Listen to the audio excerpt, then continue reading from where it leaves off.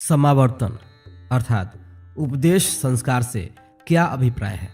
ब्रह्मचर्य व्रत के समापन एवं विद्यार्थी जीवन के अंत के सूचक के रूप में समावर्तन यानी उपदेश संस्कार किया जाता है, जो साधारणतया 25 वर्ष की आयु में होता है। इस संस्कार के माध्यम से गुरु शिष्य को इंद्रिय निग्रह दान, दया और मानव कल्याण की शिक्षा देता है। ऋग्वेद में लिखा है, युवा पुरुष उत्तम वस्त्रों को धारण किए हुए ब्रह्मचारी सब विद्या से प्रकाशित जब गृहाश्रम में जाता है, तब वह प्रसिद्ध होकर श्रेय मंगलकारी शोभा युक्त होता है। उसको धीर, बुद्धिमान, विद्वान, अच्छे ध्यान युक्त मन से विद्या के प्रकाश की कामना करते हुए उच्च पद पर बैठाते हैं। 25 वर्ष की अवस्था तक ब्रह्मचर्य पूर्वक गुरुकुल में रहकर गुरु से समस्त वेद वेदांगों की शिक्षा प्राप्त करके शिष्य जब गुरु की कसौटी पर खरा उतर जाता था, तब गुरु उसकी शिक्षा पूर्ण होने के प्रतीक स्वरूप उसका समावर्तन संस्कार करते थे।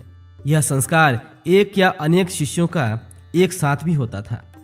वर्तमान युग में भी यह संस्कार विश्वविद्यालयों में होता है, किंतु उसका रूप व उद्देश्य बदल गया है। प्राचीन काल में समावर्तन संस्कार द्वारा गुरु अपने शिष्यों को इंद्रिय निग्रह, दान, दया और मानव कल्याण की शिक्षा देकर उसे गृहस्थ आश्रम में प्रवेश करने की अनुमति प्रदान करते थे। वे कहते थे, उत्तिष्ठ जागृत प्राप्य वरानि बोधक, अर्थात उठो, जागो और छुरे की धार से भी तीखे जीवन के श्रेष्ठ पथ को पार करो।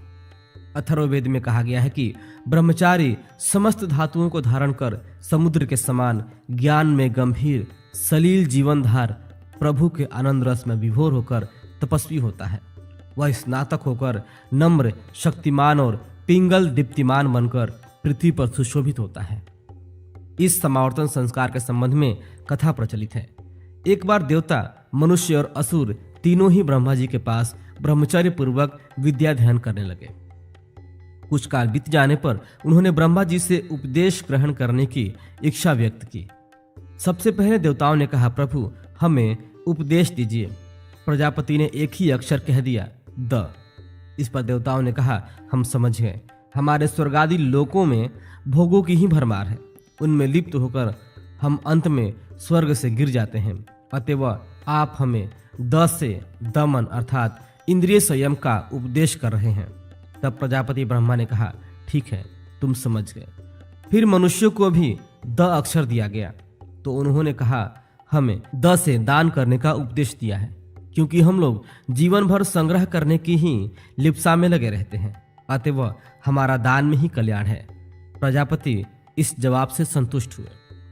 असुरों को भी ब्रह्मा ने उपदेश में द अक्षर ही दिया। असुरों ने सोचा, हमारा स्वभाव हिंसक है और क्रोध एवं हिंसा हमारे दैनिक जीवन में व्याप्त है, तो निश्चय ही हमारे कल्याण के लिए दया ही एकमात्र मार्ग होगा।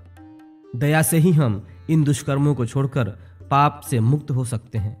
इस प्रकार हमें द से दया अर्थात प्राणी मात्र पर दया करने का उपदेश दिया है। ब्रह्मा ने कहा, ठीक है, तुम समझ गए। निश्चय ही दमन, दान और दया जैसे उपदेश को प्रत्येक मनुष्य को सीखकर अपनाना उन्नति का मार्ग होता है।